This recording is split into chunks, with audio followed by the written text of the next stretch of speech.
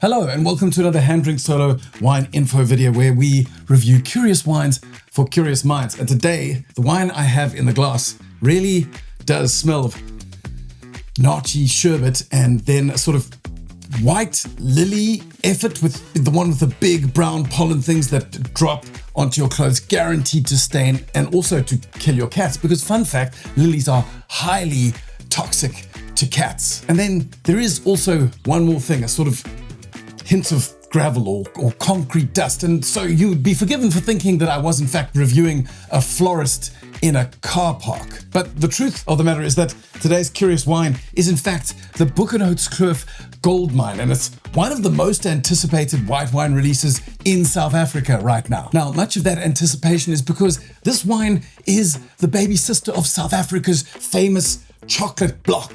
And that's arguably one of the most widely poured premium South African red wines on the entire planet. And both of them come out of one cellar in Franschhoek, whose wines currently sit on at least 13 Michelin-starred restaurants around the world. And if you add up all the stars in those restaurants, the total number is 23. 23 Michelin stars attached to wines from one farm in Franschhoek. Now, among them, Heston Blumenthal's Fat Duck has carried not just one wine, but at least 3 wines from the cellar of Boekenhoutskloof. In fact, El Bulli poured them back when El Bulli was the most famous restaurant on earth, and so did Joel Robuchon, who held more Michelin stars than anybody in history. And so does Wolfgang Puck, the man who feeds the Oscars. Now, you might reasonably ask what any of this has to do with wine, because Michelin does restaurants when they are doing tires. Surely Michelin does not do wine? Funnily enough, Michelin, who may have spent decades telling you which restaurants are allowed to feel smug about themselves, are now doing wine as of July 2026. And so it was that 94 Burgundy wine estates woke up one morning to find themselves on a list of which roughly 2/3 of those had 1, 2, or 3 Michelin grapes next to their names. And Burgundy, being Burgundy, responded with all the enthusiasm of a cat receiving a bath. One estate formally demanded to be removed from the guide. So while Burgundy files its paperwork, let me show you a South African company that solved prestige from completely the opposite direction. So let's start with the big sister, the chocolate block, a name that, let's be honest, sounds a little like it was invented to shift units on the 15th of February at half the price. However, that gift shop-ish kind of name sitting in the temples of gastronomy is not a glitch. It is arguably the entire business model. And today we are going to learn about the cellar that birthed it. Because the numbers are frankly rude. The first vintage was 2002 and they made 15 barrels. The whole thing traces back to a chance meeting at Lord's Cricket Ground and a scouting trip through the Languedoc. 20 odd years later, around 1.2 million bottles a year are sold in 90 markets around the world. And here's my favorite part. You can drink this wine at the Fat Duck for a scandalous markup, or you can put it in your trolley at your local supermarket for about 300 Rand. It is possibly the only South African red wine that is completely at home in both places. It's the same wine and the same name that gives you the warm fuzzies. And that really is the trick to a wine like the chocolate block. Now, if you spend any time hanging around with wine people, everybody knows the name of Boekenhoutskloof. It's the Franschhoek estate with the 7 chairs on the label. They produce Sémillon from vineyards planted in 1902 and 1936, which includes vines that are, in fact, older than the oldest tractor ever produced. They were also Palate's Winery of the Year in 2012 and again in 2020. They've produced a 97-point Sémillon of the Year. They've got Cabernets that collectors track back through the decades like old Dutch family Bibles. That is the Penthouse. Everyone photographs the Penthouse. But what almost nobody clocks is what's in the basement. Because Boekenhoutskloof is not one brand, it is 7. So if you really want to map it out nice and tidily, you have Boekenhoutskloof. Then you have Porceleinbach, the chocolate block. There is Porcupine Ridge, Wolf Trap, red and white, both of which you can slip into a blind tasting with wine aficionados whenever you want and chuckle at the results. Then you have Cap Maritime, another brand which is down in Hemel and Ade, and now there is Goldmine. In 1996, this company bottled 6,000 bottles, and today, across the brands I just mentioned, it is more than 6 million bottles a year. That's 1,000-fold out of the same stable, and much of it out of the very same cellar building. Wine writer Michael Friedgen recently called Mark Kent, who is the man who's steered this business since 1994, the Steve Jobs of Cape wine. And the reference really does earn itself. I mean, Jobs, if you think about it, was a man who made obsessive engineering look rather effortless, and he sold you a luxury object and a mass market object from the same building without either of them really feeling cheapened. And that is precisely the Boekenhoutskloof party trick. And here's the detail that made me grin a little. You would assume that Goldmine came out of a marketing workshop, a room full of lanyards high-fiving each other, but it did not. Goldmine actually has real authenticity to it. The name is a farm. It's an actual property in the Swartland that Boekenhoutskloof bought back in 2014. And they know that this sort of model works because it's the same playbook as Porseleinberg, which is also simply the name of the farm that produced the now famous 100-point Swartland Syrah.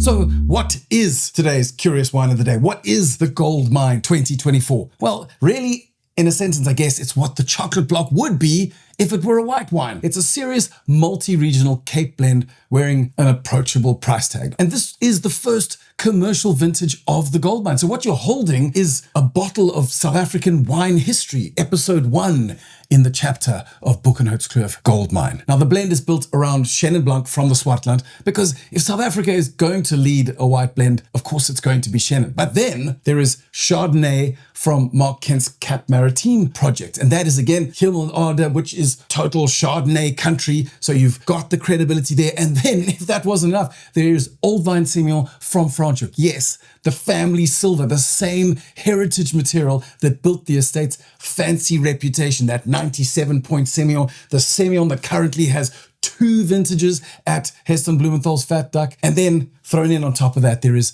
a 4% whisper of Viognier, which in part explains the crazy but highly toxic notes of Lilies that we smelt at the beginning. And if the grapes in the bottle didn't sound fascinating enough, let's have a look at how the wine was raised, because this is where the baby sister stops being a cash-in. The Chenin goes into concrete tanks and clay amphora. The Chardonnay goes into large Foudre, the Sémillon into concrete eggs, and then each component is aged separately and then blended. No one builds a cynical brand extension out of amphora and concrete eggs. That's like discovering that your box of supermarket lasagna was actually hand-rolled by Nonna herself, complete with hairy top lip.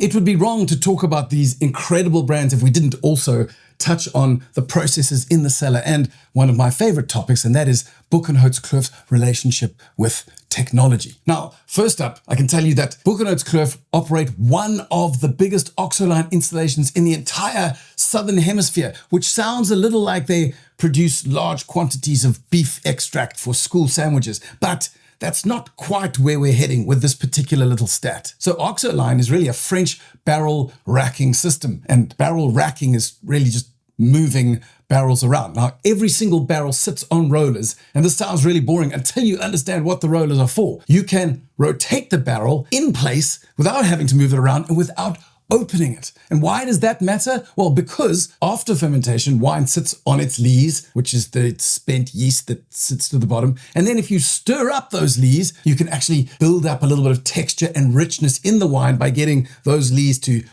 basically puke up their guts, which is a process called autolysis. And then that really makes the wine feel a little richer and more feathery. Now, the traditional method of getting that done involves pulling the bung or cork out of the barrel and then stirring it with a stick like a cauldron. But every time you open the barrel, oxygen rushes in, and then the winemaker has to compensate by adding a little bit of sulfur to make sure that there's no little bacterial nasties that set in and ruin your wine. So you roll the barrel instead, and then the lees swirl through the wine while the barrel is still sealed. So you get more texture, less oxygen, less added sulfur. The wine stays fresher and needs less protecting. So Boekenhoutskloof bought the first Oxoline system into South Africa, and today both their cellars, Franschhoek and Stellenbosch, run on this system with hundreds of barrels racked and rolling. And the maturation cellar it lives in is 60% underground, housing 94 giant Austrian Stockinger Foudres, quite possibly the greatest density of these handcrafted vats of any winery anywhere. On top of that, there is what has been called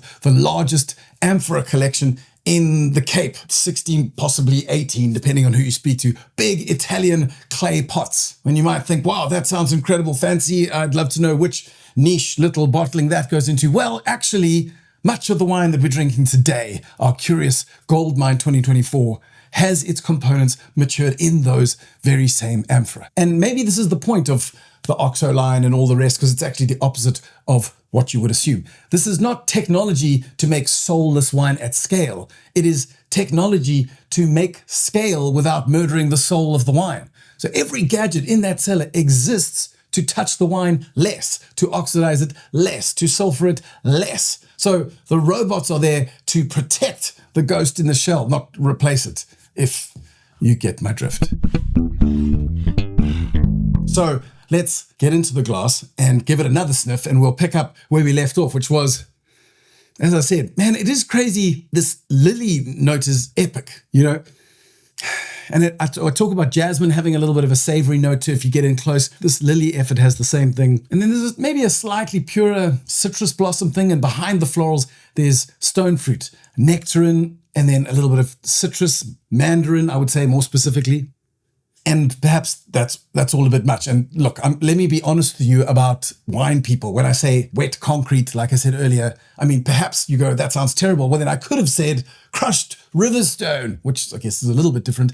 But, you know, us wine folk are a little bit weird. We do enjoy smelling dust, and we enjoy it even more if there's notes of potting soil. And then we say, but is it potting soil or is it petrichor, my good man? Which is, in case you're wondering, is the smell of wet soil after rain. And interestingly enough, that's not a mineral smell at all. It is in fact a bacterial smell. It is bacteria after rain in the soil that causes the smell of petrichor. Now you know. Anyway, those sorts of aromas, they genuinely give us a kick. So don't be alarmed when these notes get strange. And I think possibly strange is the whole point. If you think about a really expensive perfume, you pay an absurd amount and the ingredient list has sandalwood sitting next to cucumber, next to something that you can't pronounce. And you hand over the money gladly because the combination of sandalwood and cucumber and patchouli makes you feel sexy. And that's kind of what's happening in the glass. So I think that's actually the entire argument for blended wines. Anyway, you can build aromas up in layers, one cultivar at a time, until the whole thing really is far more interesting than any single part of it. But let's actually get into the glass and see if that intrigue follows onto the palate.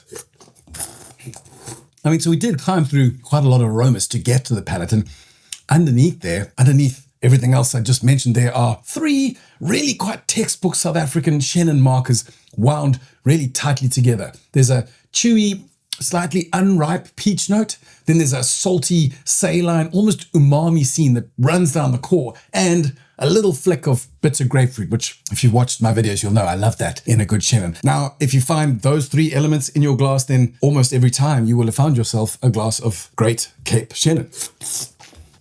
And all three of those elements are primary. Well, the salty umami definitely can come from the sort of leesy texture, that sourdough element in there. But the grapefruit, the touch of those florals, the stone fruit, and a lot of that mineral saltiness is very much a result of the vines in their site. So it's not the cellar. I mean, we can debate about the lees, but mostly this is not oak. This is not things added to the wine. This is the spirit and soul of Chenin Blanc. But that's really just the entry of the wine, because then the other cultivars start arriving. And there's this lovely lemon citrus, and there's a real weight to it. There's mouthfeel, there's waxy, and that almost certainly is a touch of that Franschhoek old vine Sémillon. And I have talked a lot about Constantia versus Franschhoek Sémillon. Franschhoek has just got a little more generous white peach, whereas Constantia is really like that lemongrass and green herbal leafy element. So this is the slightly softer but hugely textured style of South African Sémillon that you really only get well made in Franschhoek.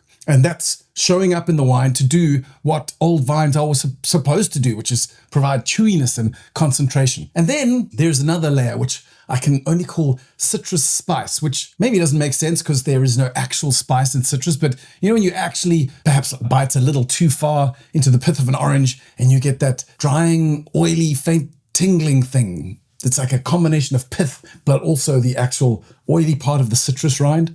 Honestly, if by now you have no idea what I'm talking about, then go chew on a piece of orange rind and spit it out and wait. And you'll see that the tingling stays behind even long after the rind has gone. And that's what's going on in this wine. It's fascinating. And then once the citrus and the fireworks and everything else is faded away, you're left with something gentle and frankly comforting. And that is more of that gentle, chewy, slightly unripe white peach. And it pushes through quite generously. And that really is Chenin all over again. So it feels a little bit like, I don't know, maybe November rain, you know, piano at the beginning, and then there's this massive chaos, an absolute opus, and then at the end, piano. So the wine enters as Chenin, and you've got a whole cast of other grapes who turn up, do a song, play an amazing solo, dance, take a bow, leave. And then what's standing at the end of that is more Chenin. It's a beautifully tidy wine. It's just got such a lovely shape about it. And perhaps for wine economists out there, there may even be a little wry chuckle, because the quiet joke about having something that starts out as Chenin and ends out as Chenin, but selling it unashamedly as a white blend would seem madness, I guess, to some, because white blends are really difficult to sell in South Africa. But a straight Chenin is super easy. It's a slam dunk. But I guess perhaps what you walk away with is the knowledge that you've got Chenin at the core, and then all those beautiful additional elements that really run around the outside of that. So you have the purity, the power, the length, the balance of some genuinely exceptional Swartland Chenin Blanc, along with world-famous old vine Sémillon, Chardonnay from Himmel and Arde, and beautifully floral Viognier, even if it's only 4%. But now I want us to go right back to where we started, because some of the grandest names in Burgundy are fighting with a tire company about how many grapes they're allowed to have sitting next to their name, or if they want to be on the list at all. Prestige handed down from above, whether they asked for it or not. And meanwhile, in Franschhoek, there is a company that has spent 20 years running prestige in the opposite direction. They put a somewhat silly name on a deadly serious wine, priced it for your trolley, and then let the fat ducks of the world figure it out for themselves. Not just the fat duck, but as we mentioned, at least 12 other Michelin-starred restaurants without any little Michelin grapes needed next to its name. Now, if you want to see this trick for yourself, here is your homework, and it's the fun kind, so you shouldn't have too many complaints. Pour the Goldmine next to its big sister, the chocolate block. Same cellar, same philosophy, opposite colors. Taste the family resemblance, that knack of drinking easy while being secretly serious. And if you want a deep dive on some of the amazing Franschhoek old vines, I've left you videos on them, as well as some really rather serious Swartland Chenin vineyards as well. So until next time, stay curious and always drink niche.